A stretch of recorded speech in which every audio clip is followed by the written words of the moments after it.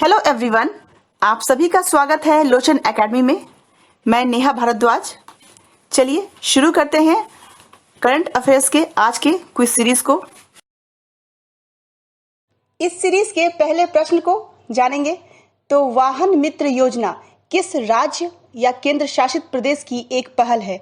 Options है पंजाब, आंध्र प्रदेश, बिहार और झारखंड। तो इसका क्या होगा आंसर? इस प्रश्न का विश्लेषण करें तो आंध्र प्रदेश सरकार ने कोविड-19 लॉकडाउन के कारण प्रभावित ऑटो और टैक्सी चालकों की मदद के लिए 10,000 रुपये की वित्तीय सहायता प्रदान की है। यह सहायता YSR वाहन मित्र योजना के तहत दी गई है, जो मूल रूप से वर्ष 2019 में शुरू की गई थी, ताकि बीमा प्रीमियम, लाइसेंस शुल्क और अन्य आवर्ती खर्चों को पूरा करने के लिए ऑटो और टैक्सी चालकों को 10,000 रुपये का वार्षिक भत्ता मिल सके। इस योजना का लाभ किसको मिलेगा? तो ऑटो, टैक्सी और मैक्सी कैब के मालिक चालकों को इस योजना का लाभ मिलेगा और इन लाभार्थियों को यह भत्ता बीमा प्रीमियम और लाइसेंस फीस तथा वाहन के मेंटेनेंस इत्यादि के लिए दिया जाएगा। इस योजना के क्रियान्वयन के लिए राज्य सरकार ने 400 करोड़ रुपए आवंटित किए हैं। साथ ही इसमें जो है 68 करोड़ रुपए अनुसूचित जाति और 20 करोड़ रुपए अनुसूचित जनजाति तथा शेष राशि अन्य लाभार्थियों को मिल सकता है। तो वाहन मित्र योजना जो है वो आंध्र प्रदेश की एक पहल है, तो इसका आंसर आंध्र प्रदेश हुआ। अगले प्रश्न को समझेंगे। CBSE केंद्रीय माध्यमिक शिक्षा बोर्ड ने डिजिटल सुरक्षा और ऑगमेंटेड रियलिटी पर पाठ्यक्रम शुरू करने के लिए किसके साथ साझेदारी की है? ऑप्शंस हैं गूगल, इसरो, माइक्रोसॉफ्ट और फेसबुक। केंद्रीय माध्यमिक शिक्षा बोर्ड CBSE और फेसबुक मिलकर छात्रों और शिक्षकों के लिए डिजिटल सुरक्षा और ऑनलाइन स्वास्थ्य और ऑगमेंटेड रियलिटी पर पाठ्यक्रम शुरू करेंगे। पाठ्यक्रम का उद्देश्य छात्रों के ऑनलाइन रहने के दौरान उनकी सेहत का ध्यान रखते हुए भविष्य के लिए उन्हें तैयार करना है। बोर्ड के एक वरिष्ठ अधिकारी ने कहा है कि ये प्रारूप माध्यमिक स्कूलों के छात्रों के लिए है। पाठ्यक्रम CBSE की वेबसाइट पर है। इस साझेदारी की अगुवाई फेसबुक फॉर एजुकेशन कर रही है, जो फेसबुक की वैश्विक पहल है। तो शिक्षा बोर्ड ने डिजिटल सुरक्षा और ऑगमेंटेड रियलिटी पर पाठ्यक्रम फेसबुक के साथ मिलकर के शुरू की है। CBSE और फेसबुक का ये आपस की साझेदारी है, तो इसका आंसर क्या हुआ? फेसबुक। अगले प्रश्न को समझेंगे। DD न्यूज पर प्रसारित होने वाली एक समाचार पत्रिका वार्तावली ने हाल ही में अपने प्रसारण में 5 वर्ष पूरे किए। यह किस भाषा की पत्रिका है? ऑप्शंस हैं संस्कृत, उर्दू, हिंदी और पंजाबी। तो प्रधानमंत्री नरेंद्र मोदी जी ने इसके प्रसारण के 5 वर्ष पूरे होने पर बधाई दी है। संस्कृत भाषा और इसके ज्ञान को बढ़ावा देने के लिए ऑल इंडिया रेडियो AIR ने भी संस्कृत भाषा में अपना पहला न्यूज मैगजीन कार्यक्रम प्रसारित करने की घोषणा की है। इस साप्ताहिक कार्यक्रम में संस्कृत की दुनिया से समाचार, संस्कृत साहित्य में निहित मानवीय मूल्यों की व्याख्या, दर्शन, इतिहास, कला, संस्कृति और परंपरा को शामिल किया गया है। तो DD न्यूज पर समाचार पत्रिका वार्तावली जो है वो संस्कृत भाषा की पत्रिका थी। अगले प्रश्न को जानते हैं। आवधिक श्रम बल सर्वेक्षण PLFS की वार्षिक रिपोर्ट जारी की गई है। यह रिपोर्ट कौन सा संस्करण है? पहली, दूसरी, 5वीं या 7वीं? चलिए इस प्रश्न का विश्लेषण करें। आवधिक श्रम बल सर्वेक्षण periodic labour force survey PLFS के अनुसार वर्ष 2018-19 में भारत की बेरोजगारी दर में कमी आई। जहां एक और वर्ष 2017-18 में यह दर 6.1% थी, वहीं वर्ष 2018-19 में यह घटकर 5.8% हो गई है। श्रम बल उन लोगों के रूप में परिभाषित किया जाता है जो या तो कार्य कर रहे हैं या काम की तलाश कर रहे हैं अथवा काम के लिए उपलब्ध हैं। इस प्रकार श्रम बल भागीदारी दर देश की कुल आबादी में श्रम बल का प्रतिशत है। वहीं बेरोजगारी दर क्या है? इसका अभिप्राय श्रम बल के भीतर कार्य ना पाने वाले लोगों के प्रतिशत से होता है। कामगार जनसंख्या अनुपात क्या है? तो WPR बोलते हैं इसको, को कुल जनसंख्या में नियोजित व्यक्तियों के प्रतिशत के रूप में परिभाषित किया जाता है। बेरोजगारी दर क्या है? तो बेरोजगारी दर की गणना श्रम बल से बेरोजगारों की संख्या को विभाजित करके की जाती है। बेरोजगारी के कारण शहरी युवा सबसे अधिक प्रभावित हुए हैं। आंकड़ों के अनुसार 2018-19 के दौरान नगरीय पुरुषों में बेरोजगारी दर जो था वो 18.7 यानी 18.7% एवं नगरीय महिलाओं में 25.7% थी। ये जो दूसरी वार्षिक रिपोर्ट आई है जिसे NSO द्वारा जुलाई 2018 जून 2019 के दौरान किए गए आवधिक श्रम बल सर्वेक्षण के आधार पर जारी किया जा रहा है। इस प्रकार आवधिक श्रम बल सर्वेक्षण की वार्षिक रिपोर्ट जारी जो हुई है यह दूसरी संस्करण है। तो इसका आंसर क्या हो गया? दूसरी। नेक्स्ट क्वेश्चन है, सुमेरु पैक्स नामक उपकरण किस संस्था ने विकसित किया है? ऑप्शंस है ICMR, एम्स और DRDO। चलिए इस प्रश्न को समझेंगे। तो रक्षा अनुसंधान एवं विकास संगठन defence research and development organisation DRDO ने सुमेरु पैक्स नाम से एक उपकरण विकसित किया है जो स्वास्थ्य कर्मियों के समक्ष व्यक्तिगत सुरक्षा उपकरण के प्रयोग के दौरान आने वाली समस्याओं को समाप्त कर PPE के प्रयोग को और अधिक आरामदायक बनाएगा।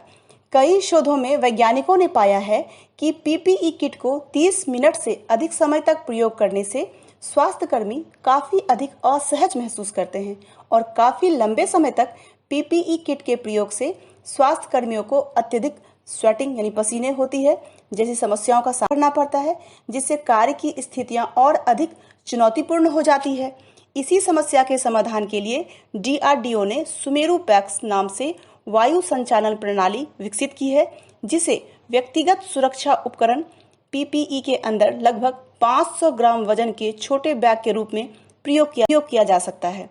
DRDO द्वारा विकसित यह प्रणाली उन डॉक्टरों और चिकित्सा कर्मियों के लिए अत्यधिक लाभदायक है जो अस्पतालों में 6 से अधिक घंटों तक व्यक्तिगत सुरक्षा उपकरण जो है PPE किट का प्रयोग करने को मजबूर हैं। तो इसके लिए ये बनाया गया है। तो इस प्रश्न का आंसर क्या हुआ कि सुमेरु पैक्स DRDO के द्वारा बनाया गया किट है। अगले प्रश्न को समझते हैं।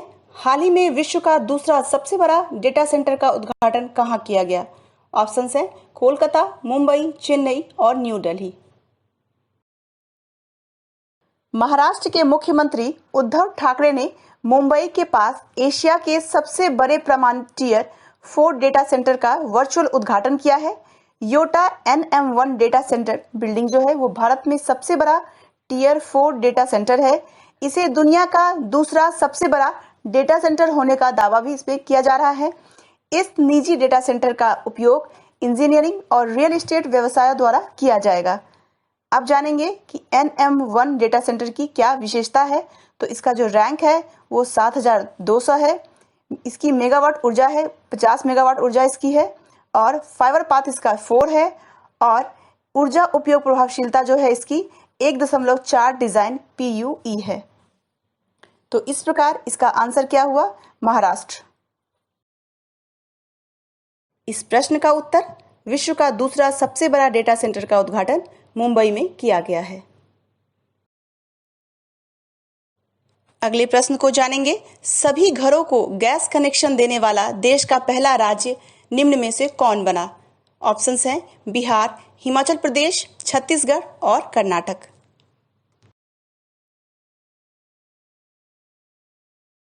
इस प्रश्न का विश्लेषण करें तो उज्ज्वला योजना के तहत निःशुल्क गैस कनेक्शन दिए गए। हिमाचल प्रदेश देश का पहला ऐसा राज्य बन गया जहां 100% घरों में LPG गैस कनेक्शन की सुविधा उपलब्ध कराई गई। इस योजना के तहत ग्रामीण क्षेत्रों की महिलाओं को निःशुल्क गैस कनेक्शन उपलब्ध करवाए गए, जिससे प्रदेश के 1.36 लाख यानी 1.36 लाख परिवार जो हैं वो लाभान्वित हुए हैं। प्रधानमंत्री के आह्वान पर देश के करोड़ों लोगों ने स्वेच्छा से अपनी LPG सब्सिडी जो थी उसको छोड़ दी, जिससे गरीब परिवार को लाभ मिला। उन्होंने कहा कि प्रदेश के निर्धन लोगों को साफ ईंधन मुहैया करवाने के उद्देश्य से सरकार ने हिमाचल गृहिणी सुविधा योजना आरंभ करने का निर्णय लिया है। इस योजना के अंतर्गत 2,76,243 परिवारों को निःशुल्क गैस कनेक्शन प्रदान किए गए। इस प्रकार इस प्रश्न का उत्तर क्या हुआ कि सभी घरों में गैस कनेक्शन जो किस राज्य में हुआ है, तो हिमाचल प्रदेश राज्य में हुआ है। नेक्स्ट क्वेश्चन है, हाल ही में किस भारतीय लेखक को ग्रेट इमिग्रेंट्स 2020 का अवार्ड प्रदान किया गया? ऑप्शंस हैं सिद्धार्थ मुखर्जी, राहुल सचदेवा, मोहित अग्रवाल और सचिन त्यागी।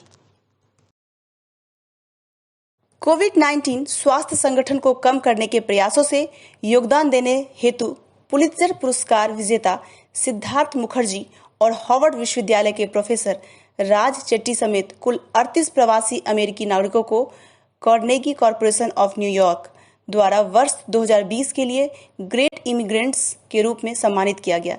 प्रत्येक वर्ष 4 जुलाई को अमेरिका के कार्नेगी कॉरपोरेशन ऑफ न्यूयॉर्क द्वारा ऐसे प्रवासी नागरिक जो अमेरिकी नागरिक होते हैं उसको सम्मानित किया जाता है जो अमेरिकी समाज की प्रगति में उल्लेखनीय योगदान देते हैं। 2014 में मुखर्जी को भारत के सर्वोच्च नागरिक सम्मान पद्मश्री से सम्मानित किया गया था। इस प्रश्न का उत्तर सिद्धार्थ मुखर्जी होगा।